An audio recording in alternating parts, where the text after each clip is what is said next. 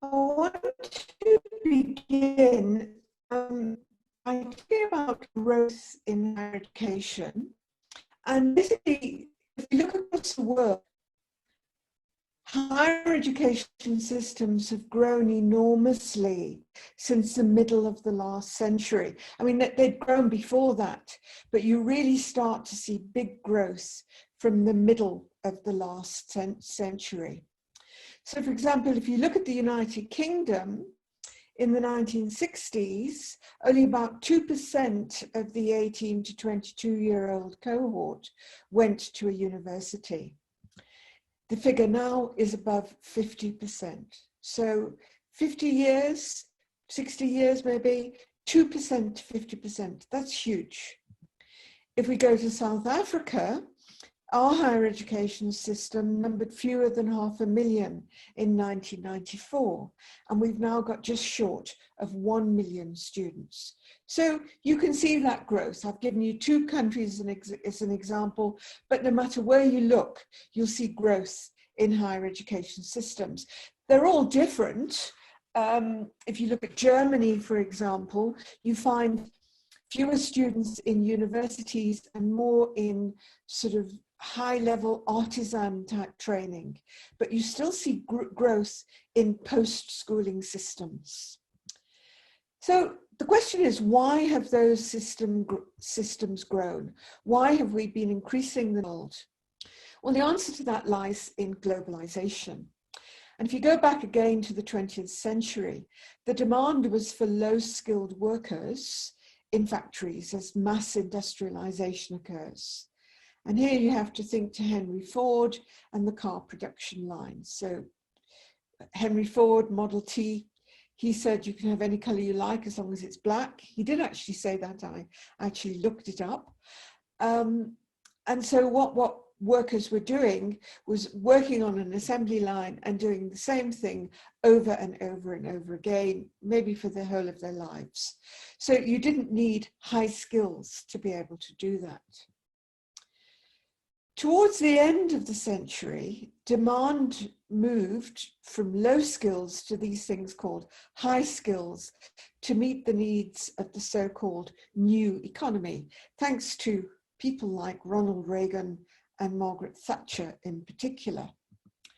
So what are these high skills? Well, they're the things that are needed to reinvent existing goods. So think a cell phone.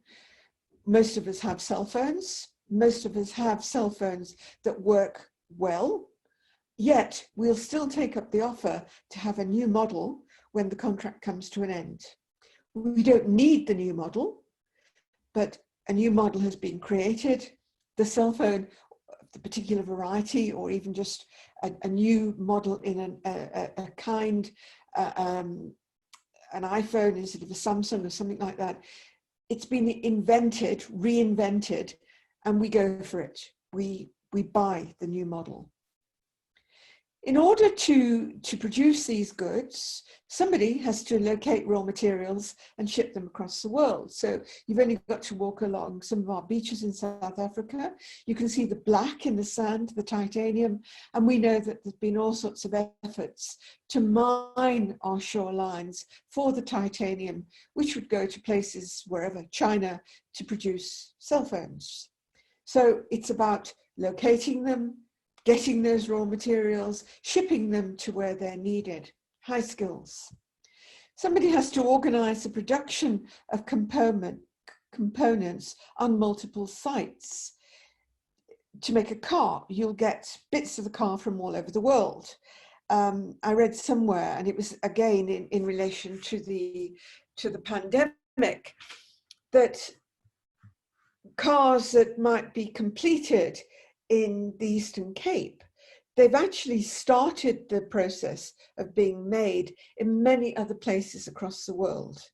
So the engine will be made somewhere, that will be joined to the chassis, that then moves on somewhere else, and slowly the car is put together. Somebody has to create demand, the marketers, and we all know what that looks like because we hear news of the cell phone long before it actually appears in the shops, the iPhones.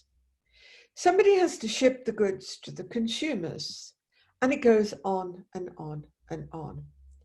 So the discourse is that if you've got this new model of an economic production, you need high skills. I don't know what that blue line is on the screen, I'm sorry, but I'm not going to try to get rid of it. So we turned to the universities, and the universities were seen as places where these so-called high skills could be developed.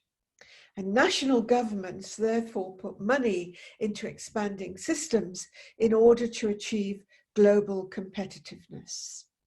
Big thing, global competitiveness.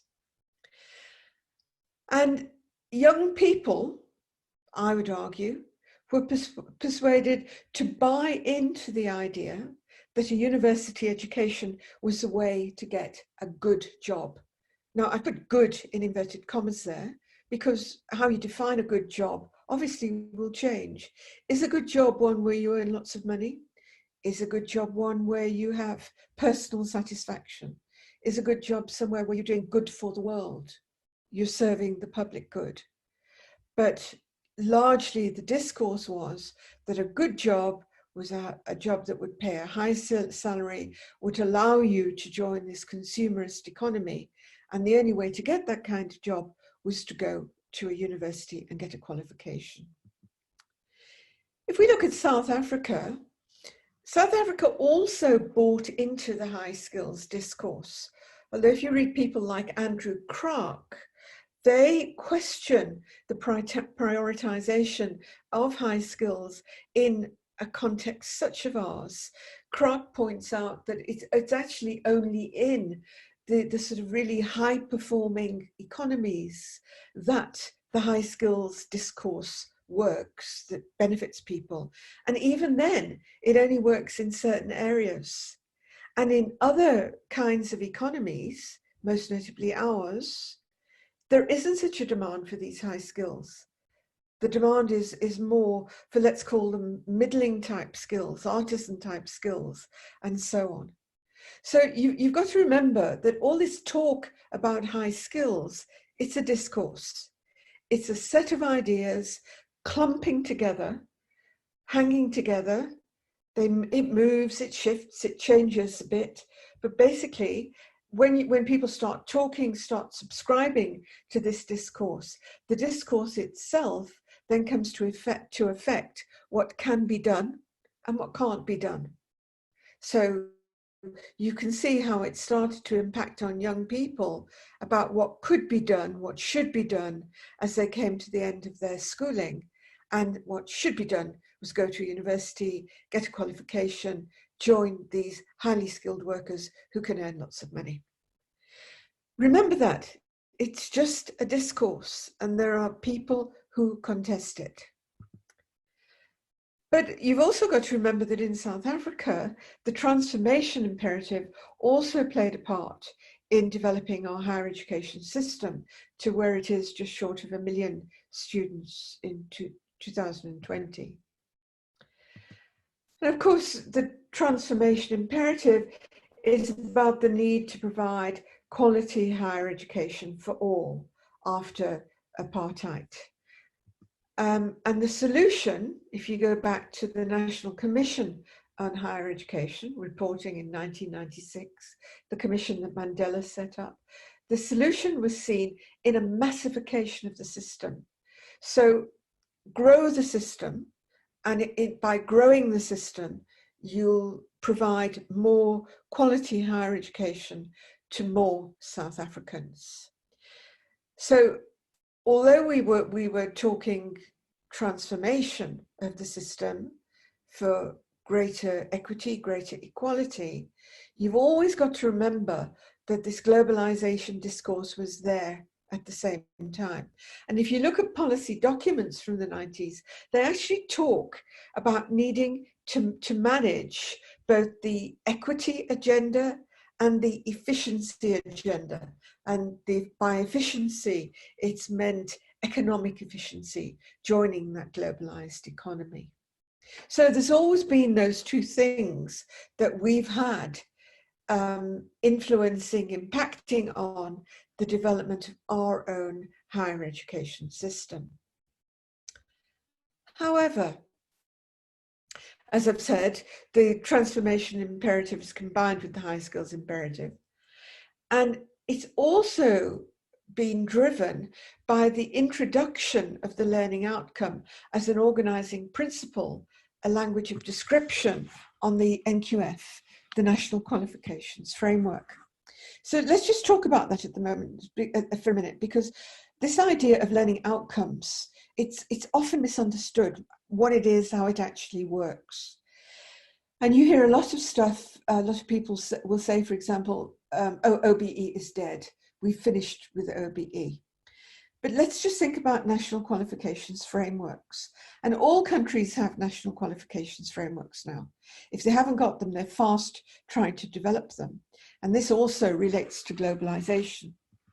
So if you've got an NQF, you register qualifications on the NQF, you need to describe those qualifications and the programs that lead to them. How do you describe them? Well, you could think of any number of ways to describe them. But what's been decided upon as a common language of description is the learning outcome. The learning outcomes describes what someone will be able to do when they've completed a program of learning leading to a qualification. And so it becomes the common language that allows the frameworks to work. If you don't have the common language, if you don't have the learning outcome, you can't make the frameworks work. So to say that the learning outcome has gone away is nonsense. They have to stay unless we find another language of description, another organizing principle to make the frameworks work. And of course, anybody who knows anything about learning outcomes will know that they were originally touted as comprising knowledge, skills, and attitudes.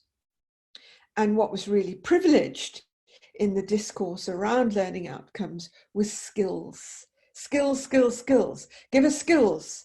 Employers want skills. Universities aren't producing students with skills. So you can see how the learning outcome story fed into the high skills imperative. Okay, now why? Okay, slow computer. The intention in South Africa was always to create a diversified higher education system. That was, if you go right back to the early policy documents, that was the idea. Let's have a diversified higher education system. That means that it's not one model of a university, it's many different kinds of university, all contributing to a system which is about post-secondary education. If you look at diversification in higher education, all higher education systems are diversified. And you can argue that a diversified system is a healthy system. You need different kinds of universities. Horses for courses, they'll serve different purposes. Not all universities are the same. But arguably what's happened in South Africa is that developments like the introduction of a standardized funding formula and world ranking systems have led to drift towards universities which are more or less all the same. So what you generally see happening then is research is privileged over teaching and learning, both structurally and culturally. So if you look across our South African system, you can see all the universities trying to drive research outputs, even in institutions where staff don't necessarily have the capacity to produce academic research. They're all being whipped to produce the research because research brings in allegedly big funding. You can argue about that. You can actually look at what universities earn and you can see and I mean, even in a university like Rhodes, the teaching input, the teaching subsidies are enormously important. We couldn't function without the teaching subsidies. And arguably, Rhodes is only as healthy as it is financially because we get both the input subsidy and the output subsidy for the teaching. We wouldn't survive on our research alone. So unfortunately, we do have this drive towards research.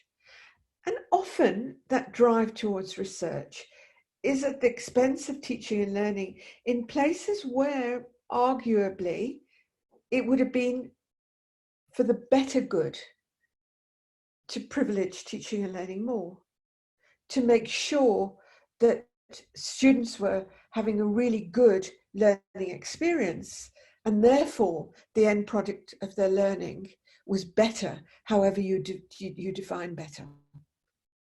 I'll talk a little bit more about what it means to define better in relation to learning in a bit. But the privileging of research and the world ranking systems, I mean, you've only got to look at university websites and you can start to see they're all talking excellence, world class. I mean, even universities which you think, oh my goodness, that's strange. This is something to aspire to. It's an aspirational discourse, but there's drift towards that. And what you also then find is that teaching isn't crafted for purpose. So if you look at the universities of technology, for example, they'll often say, we're looking to produce applied knowledge, fine, through teaching and research, fine. Well, what is applied knowledge? Well, you can start to think about what applied knowledge is. I'm quite fond of a definition that was produced by somebody called Layton in about 1994, which I found in Jean Gamble's work here in South Africa. And what Layton argues is that applied knowledge is theoretical knowledge which has been put into practice, applied in practice, but there's been reflection on the theory in practice, and that produces a qualitatively different kind of learning. Applied learning, applied knowledge is qualitatively different to theoretical knowledge through reflection on practice. So what would that mean for crafting teaching? Well, what it would mean, for example, in the UOTs, is that it's not only that you have work integrated learning, it's also that somehow you have to get students reflecting on any theoretical knowledge that's been given to them in class, that's been introduced in class, reflecting in order to transform this into the applied knowledge. But if you look again across the universities of technology, work integrated learning is not widely practiced. The old experiential learning, whatever it's called, it's often collapsed, or where it's still going on, you see people just being sent into workplaces and they literally do the photocopying or make the tea. So if you want to produce applied knowledge, you've got to teach for applied knowledge. You've got to craft the teaching for that purpose. But teaching is teaching is teaching, according to many, many people. And in fact, when I once attended a meeting of DVCs and I tried to talk about the need to craft teaching, I was told by one of the other DVCs, nonsense. Learning facilitation is learning facilitation is learning facilitation. And all I could do was raise my hands and say, oh, well, if that's what you think. But we're not crafting our teaching for purpose. So moving on, from the early 1990s, if we're looking at our system, Black South Africans flooded into the universities. And if you look at some of those early analyses of higher education, and I'm thinking particularly of Cooper and Sabotsky's work, what they show is that Black women were initially the winners in gaining places. it was the black women who came into the universities in the largest numbers. Cooper and Sabotsky also show how, interestingly, the Afrikaans-speaking institutions moved quickly to reinvent themselves and recruit black students. Ironically, it was the English-speaking liberal universities, which had always been softer, let's say, still not without blame in any way whatsoever, in recruiting black students during apartheid. They were slower to move to the new order. It was the Afrikaans ones who reinvented themselves and got the black students. And the other thing that those early analyses show is that numbers of white men dropped in the early 2000s, actually, when I was reading this work. Everybody was looking for the white men. Where have the white men gone? We still don't know where they went.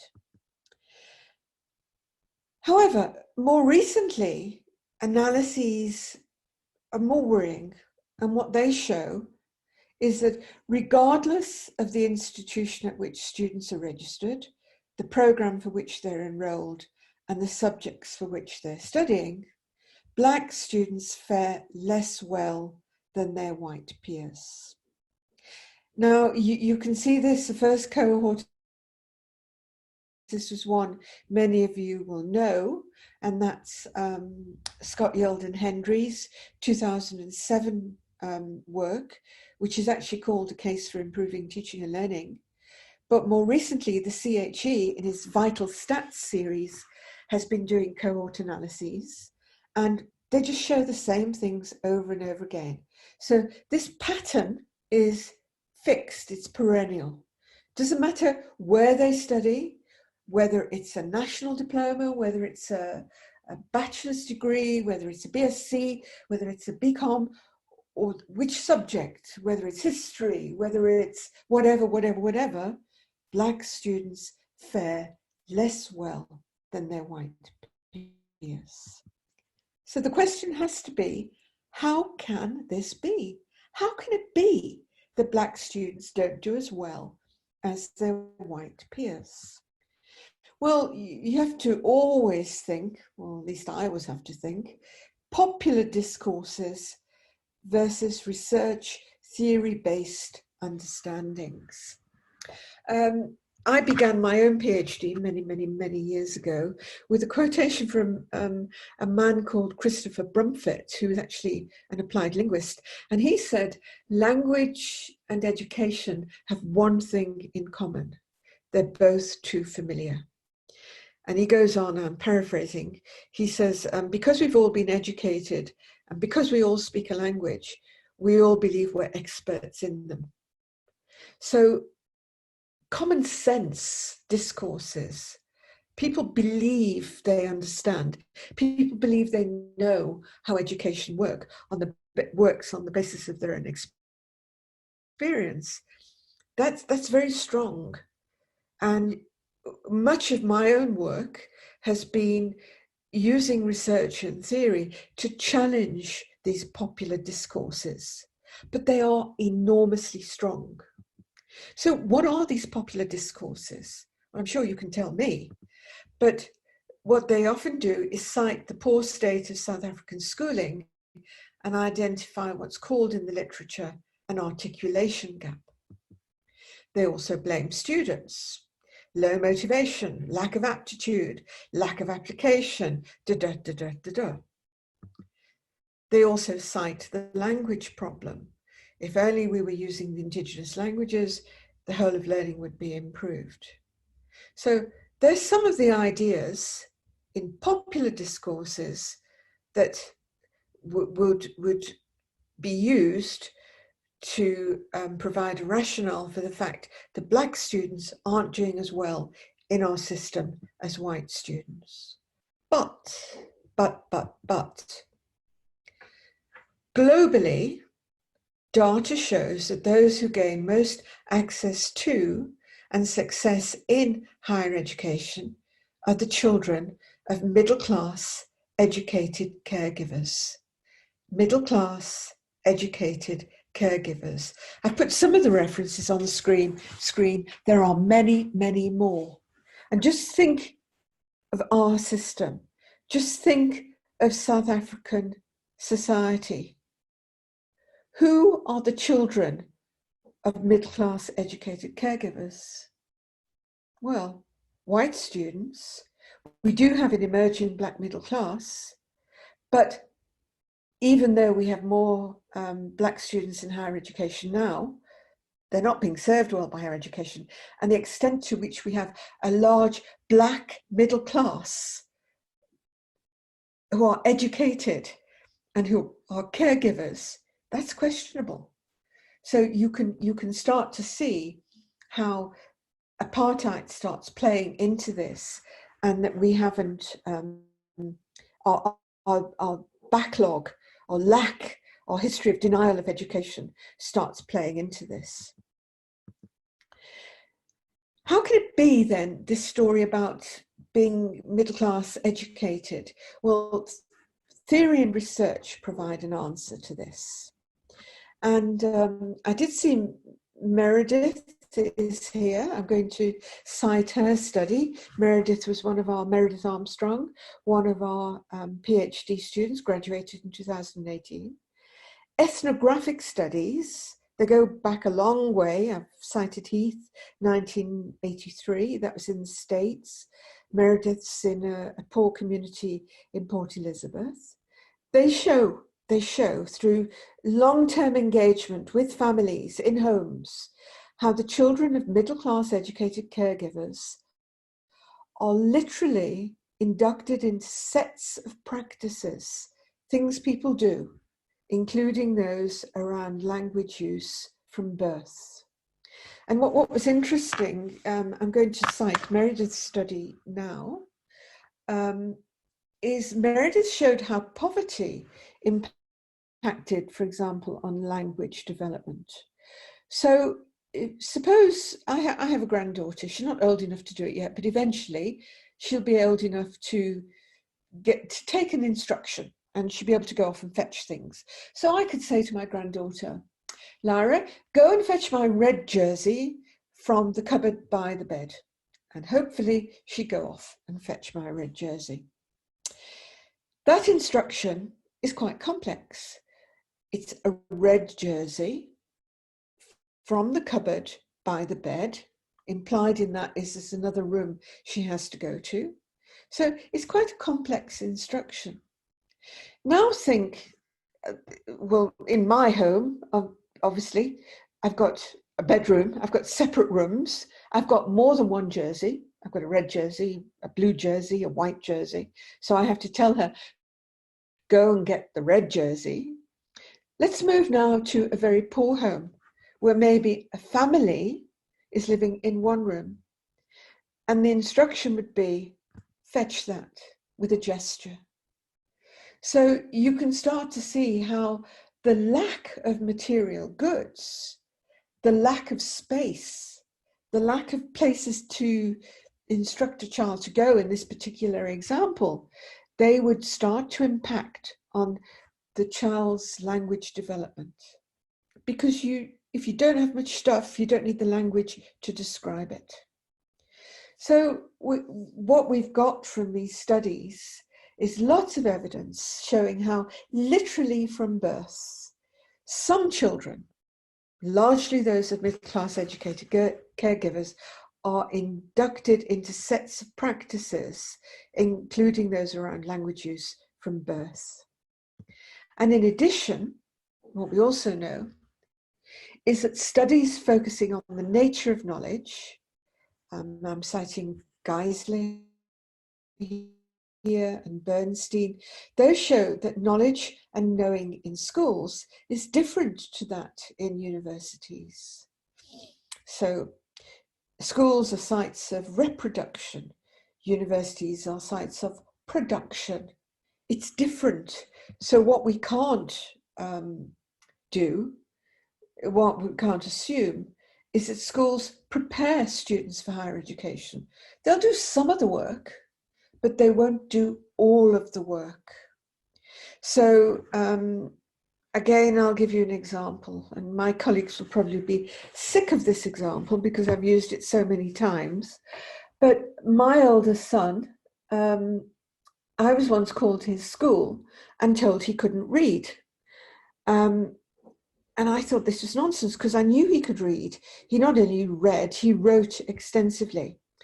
And when I asked the teacher why she thought he couldn't read, she showed me his exercise book. And it was those comprehension passages. Now, you know in school how a comprehension passage works. So you've got a short text, and then there's some questions below the text. And what you have to do is you have to read the text and answer the questions. Now, the kind of reading that's required there, it's called referential reading. You can often match the question with a bit of the text. You don't have to actually understand the text. You can just literally match. It's a low level of comprehension. So it's something that they do in schools. Now, what my son did was he didn't read in that way. Rather than finding the answer in that particular text, what he did was he used his knowledge of other texts, other things he'd read, and his knowledge of the world to answer the question. Now, the teacher said, he can't read. There's a problem with him. I was able to say to the teacher, as an educated parent, leave him alone, I'll fix it. And I had to go home and teach him how to do the comprehension. But if you think about it, what my son was doing was an academic reading practice. It's so-called critical reading. So when you come to a text, what you need to do is to bring your knowledge of everything else you've read and your knowledge of the world, and you approach the text and you literally are disposed to challenge the text on the basis of other kinds of understandings and knowledge. So there's just one example of a school-based practice that doesn't serve children well. My son, he'd obviously picked it up from home. Both parents were academics. He picked it up from home. We've also got evidence, and this is interesting in South Africa, of students picking up other things from home, even where their caregivers aren't educated and middle class, which serves them well. And I'm thinking of a paper written by Ronna Dyson, a long time ago. And it was about literary histories of students. So she asked students about their history of learning to read and so on. And she interviewed a student who'd been brought up in the rural Transkei by his grandmother. The grandmother was sick, confined to bed. She was very religious. She couldn't go to church on Sunday, but she insisted that the children went to church. So the children all went off to church. When they came home from church, the grandmother insisted that the children should tell her what the preacher had said. Now that's good practice for listening to lectures for a start. But she went one step further, because she then proceeded to tell the children how what the preacher had said could be faulted. So she, in his absence as it were, was arguing with the preacher. So she was using her knowledge, her religious knowledge, to dispute what the preacher had said. So she was giving those children permission, if you like, not to believe everything, permission to argue back. So while by and large you'd see what we value in universities being developed in the homes of middle-class educated parents, you don't see it. It appears in different ways in other places, but certainly the children in middle-class educated homes, more of them get it. So, sorry if I just go back then. So schools don't necessarily prepare students for higher education. We know this, but to go back to these discourses, they continue to construct higher education as a meritocratic system. Those who deserve it will succeed. Those who work hard will succeed. Those who have what it takes will succeed. But it's not like that. Those who have what it takes have more than likely been set up to have what it takes from birth. And I, in my many, many years of working in academic development, have seen many students working their socks off, but still not passing, because they've been doing the so-called wrong things in the university. So increasingly, evidence is showing that accessing and succeeding in higher education is about cracking a code. And some people have had access to the code from birth. And what that code is about, it's about understanding the values towards what can count as knowledge and how it can be known that underpins practices. So if you go back to this idea of arguing, let's take the granny arguing, all right? What can count as knowledge? What we make as knowledge, what sense we make of the scriptures, for example, that's our sense. It's contested, contestable. There's a value underneath that, the value of something being about challenge, a value about being able to challenge. And that then leads to the things that people will do. If you value knowledge as fixed, as something that can't be disputed, then that will lead to different kinds of practices. So it's not only about introducing the practices. Critically, I'd argue, cracking the code is about getting the values which underpin the practices. That's why instruction in what to do doesn't work. You need to understand the value below underpinning what people do. So the question is, who gets to share the code? If that's the way university works, who gets to share this code? I mean, in asking that question, behind it, there's also my assumption that the knowledge and the knowledge making in universities is valuable. The kind of knowledge that we have, which is evidence-based, the kind of knowledge that we value, where you can challenge somebody. It's not dogma. My belief, my assumption is that that's a valuable kind of knowledge. But then who gets to share those values? Who gets to crack that code? I want to come now to what my broken promises argument. So as participation has increased, the benefits of a qualification have decreased. So in the past, you could probably get a really good job with a bachelor's degree, lots of bachelor's level graduates unemployed. What we then see is qualification inflation. Students stay on, do honours, do masters, do a PhD to try to get to the edge. Yet in South Africa, the possibility of a qualification remains remote for many, given our poor performance data. Can you see where I'm getting the broken promise story from now? So students were persuaded to buy in to this idea of going to university, getting a degree, get a better job, join the global economy, bring some kind of security to the family, and so on and so on. But that qualification, the chance of getting it, it recedes. At the same time, tuition fees have increased. Is it any wonder then that evidence of decreasing participation rates is appearing, not only in South Africa, but elsewhere in the world?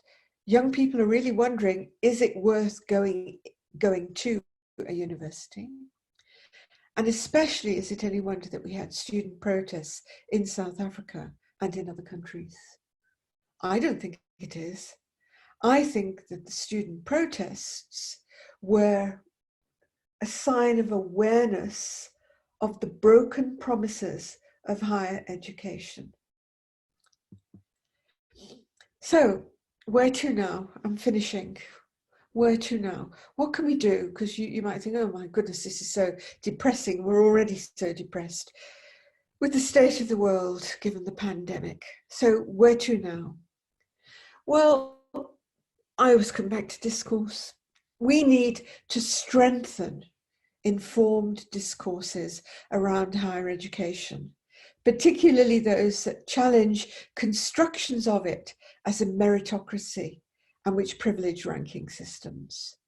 We really need to start speaking up to these things that are being said about higher education and about the best universities and so on and so on. Critically, I believe we also need to understand what it is in the way of knowledge and knowing that universities have to offer. I've given you a very simplistic definition of academic knowledge and knowing. I've said it's evidence-based. It's also theoretically informed. Theory allows us to see things differently. It allows us to see things that we wouldn't have seen otherwise. It allows us to see worlds that don't yet exist. We can begin to imagine them. We also have academic knowledge is also principled knowledge. We try to bring up principles and theories which will move across contexts. It doesn't keep us stuck in one place, the way craft knowledge might, for example. If you learn how to do something in the carpenter's workshop, you might be stuck to that kind of place. So this principled, theoretically driven, evidence-based knowledge, it's something that I think is valuable. We have to guard that. It's what the universities have to offer. And I once ran into a big dispute with a previous SRC president in my time as DVC, when he told me that what students wanted was skills and not theory. And my response to him was, well, if that's what you say, and if Rhodes University were to give you the so-called skills, we'd be taking your money under false pretenses. I don't think he ever accepted my argument, though. But we need to start to understand what it is that universities have to offer. We need to interrogate the purpose of universities in South Africa. And we need to challenge our institutions from within as they identify purposes and find new paths for themselves. And we need to work with teaching and learning in informed ways. I'm going to give you an example of what I'm trying to argue here. And this is the so-called academic value proposition for Rhodes University, which you'll find in the institutional development plan, which was launched with great fanfare a while ago. So what that argues is that Rhodes University is one of a small number of South African research-intensive universities. The universities that produce the bulk of research outputs. However, it's the only research-intensive outside a major urban area. And that this has to mean something for the research, teaching, community engagement nexus. So what you can see in the development of this value proposition is an acknowledgement of the character of the university, the type. It's a traditional university, it's a research intensive, its location, it's in this impoverished town of Makanda, in one of the poorest provinces in the country. And it's saying those things have to mean something for the nexus of research, teaching, and community engagement. So the value proposition for teaching and learning is that RU needs to be teaching students how to work with and how to make this powerful knowledge, this kind of knowledge that I talked about as being valuable. It's what universities have. That's the value of the university. And I'd argue that's not about research design courses. That's actually about beginning in the undergraduate years. And I've written about that. We need to link this with our location in an impoverished town. And so community engagement becomes an integral part of community and learning. It's not the third pillar, it's integral to teaching and learning. through service learning, and through seeing volunteering and other community engagement type activities as part of the overall learning experience offered to students. It also means seeing that we value engaged research, research which is with communities. And it's about seeing that we prepare students to be citizens of South Africa. Now, that's the way I believe that it's what I see in the value proposition for teaching and learning for Rhodes University. How many other universities have done something like that? Not many. So that's what I would argue universities need to be doing, to think carefully about what it is, who they are, and therefore what they can do, not just following the excellence and the global rankings. Working with teaching and learning, well, here's an idea for you. Many of you are postgraduate students. Our undergraduate students are sitting at home trying to learn with cell phones if they're lucky. Postgraduate students have gone a long way to acquiring understandings and practices which have served them well in their own academic journeys. Obviously you've got to be postgraduate. How can we share what we know with the undergrads? How in this time for education, the pandemic, how can we share what we've worked out around the values and the practices with the undergraduates? That's a challenge for you, because otherwise it really is broken dreams. And this pandemic is going to break the dreams more than ever. Thank you.